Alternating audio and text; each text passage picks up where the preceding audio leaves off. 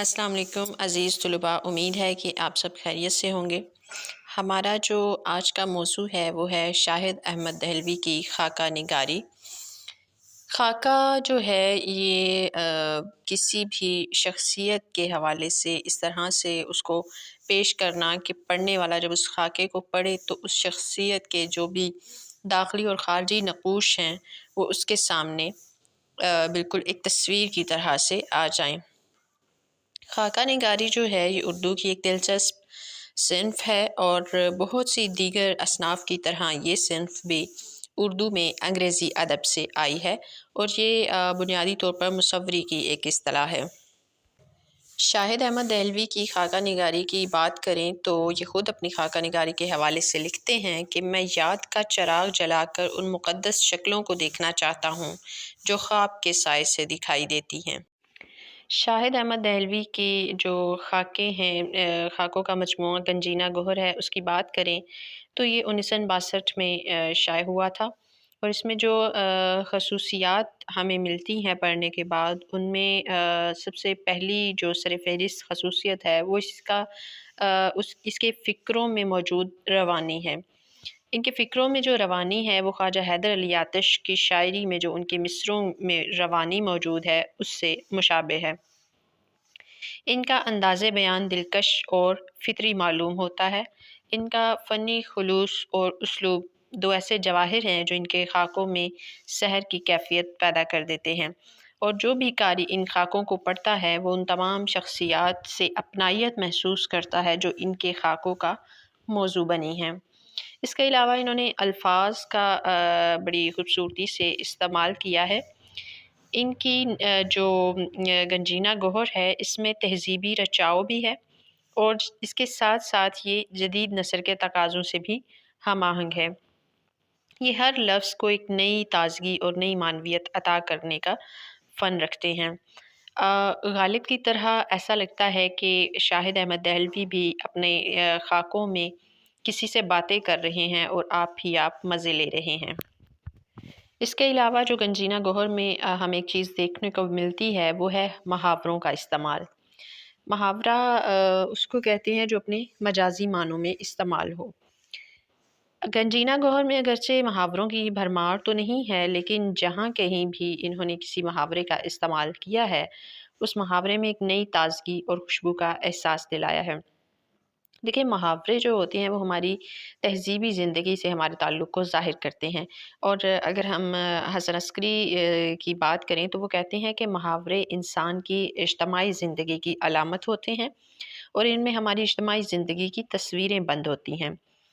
شاہد احمد دہلوی نے اہل لاہور کا تذکرہ کرتے ہوئے جو محاورہ استعمال کیا ہے وہ اپنے اندر گہری معنویت رکھتا ہے۔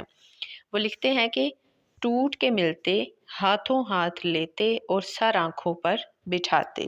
یہ اہلیان لاہور کے حوالے سے انہوں نے تذکرہ کرتے ہوئے کچھ محاوروں کا استعمال کیا ہے۔ شاہد احمد دہلوی نے جو بھی لفظ استعمال کیا ہے وہ اپنے آپ میں جامع اور بامعنی ہوتا ہے، اور اس طرح سے بامعنی ہوتا ہے کہ بات جو ہے وہ بغیر کھلے ہی قارئین پر آئینہ ہو جاتی ہے۔ اردو کے جو افسانہ نگار منٹو ہیں ان کی شخصیت کی ناہمواریاں اور بے اعتدالیاں بیان کرنے کے ساتھ ساتھ انہوں نے منٹوں پر لگائے گئے جو فحاشی کے الزامات ہیں ان کا بھی تجزیہ کرنے کی کوشش کی ہے۔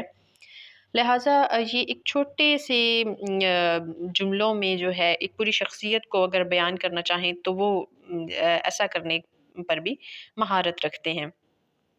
منٹو کے حوالے سے انہوں نے ایک جملہ استعمال کیا کہ یہ ناسور دلی سے نکلا تو لاہور میں پھوٹا، بو پر حکومت پنجاب نے منٹو کو دھر لیا۔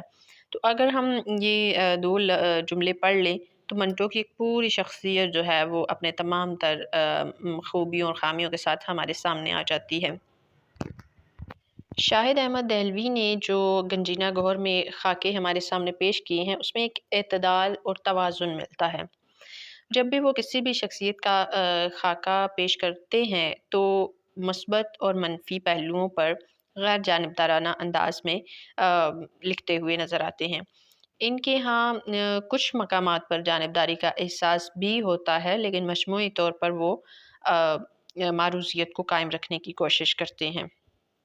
جب وہ میرا جی کا خاکہ پیش کرتے ہیں تو اس میں ہمیں ہمدردی کا عنصر نظر آتا ہے، لیکن ہمدردی کے ساتھ ساتھ انہوں نے یہ نہیں کیا کہ میرا جی کی جو بھی غلطیاں یا ان کی ذات میں جو لغزشیں تھیں ان کو انہوں نے چھپا دیا ہو، ایسا نہیں کیا۔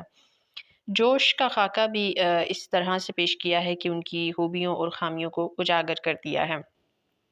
جوش کے حوالے سے یہ لکھتے ہیں کہ اپنی تمام تر خامیوں کے باوجود جوش ایک مقناطیسی شخصیت کے مالک ہیں، ان سے محبت کرنے کو جی چاہتا ہے۔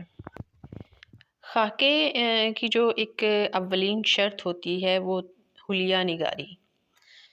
حلیہ نگاری سے ہی کسی بھی خاکہ نگار کی مشاہدے کی گہرائی، نفسیاتی تجزیے اور اس کو اس تخلیق کرنے پر کتنی قدرت حاصل ہے اس کا پتہ چلتا ہے۔ اس حوالے سے کسی نے لکھا ہے کہ چہرہ نویسی کے باب میں کوئی ان کا حریف نہیں، شاہد احمد دہلوی کے بارے میں لکھا ہے۔ وہ اس بات سے بخوبی واقف تھے کہ جو چہرہ ہوتا ہے یہ ہمارے اندر کا، ہمارے باطن کا آئینہ ہوتا ہے، اور یہ کہ اگر چہرے کے حوالے سے کسی شخصیت کے مختلف پہلوؤں کو تخلیقی بصیرت استعمال کرتے ہوئے بیان کر دیا جائے تو اس سے اس شخصیت کی تفہیم میں کافی مدد ملتی ہے۔ خواجہ حسن نظامی کا جب یہ خاکہ پیش کرتے ہیں تو ان کے بارے میں یہ لکھتے ہیں کہ پروپیگنڈا ان کی سب سے بڑی قوت تھی اور کمزوری بھی، خوبی بھی اور خامی بھی۔ اس سے جو خواجہ حسن نظامی کی ایک متنوع قسم کی شخصیت ہے اس کا اندازہ ہوتا ہے۔ اگر ہم ان کے اسلوب کی بات کریں تو اس میں ایک انفرادیت جھلکتی ہے۔ ان کے اسلوب کے حوالے سے ڈاکٹر جمیل جالبی نے لکھا ہے کہ ان کا اسلوب ایک ایسے سایہ دار درخت کی مانند ہے جس کے سائے میں بیٹھ کر ایک تھکا ہوا مسافر تھوڑی دیر کے لیے آرام کر سکتا ہے، جس کے میٹھے پھلوں کا ذائقہ ایک طرف بھوک مٹاتا ہے تو دوسری طرف زبان کا چٹخارا اسے روحانی کیف بخشتا ہے۔ جمیل جالبی لکھتے ہیں کہ ایسا معلوم ہوتا ہے کہ ایک سلجھا ہوا انسان روزمرہ کی زبان میں بات چیت کر رہا ہے۔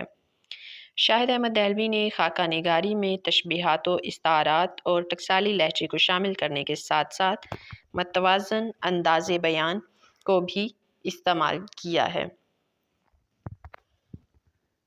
مختصراً اگر ہم ان کے لہجے اور اسلوب کی بات کریں تو ان کے اسلوب کو انفرادیت عطا کرنے والا جو ایک بنیادی عنصر تھا وہ دہلوی تہذیب کا حسن اور رچاؤ ہے۔ ان کی تحریر میں اعتدال اور توازن بڑا خوبصورت موجود ہے، ایک توازن پایا جاتا ہے۔ شاہد احمد دہلوی نے اپنے خاکوں میں مختلف شخصیات کو مختلف رنگوں میں دیکھنے کی کوشش کی ہے۔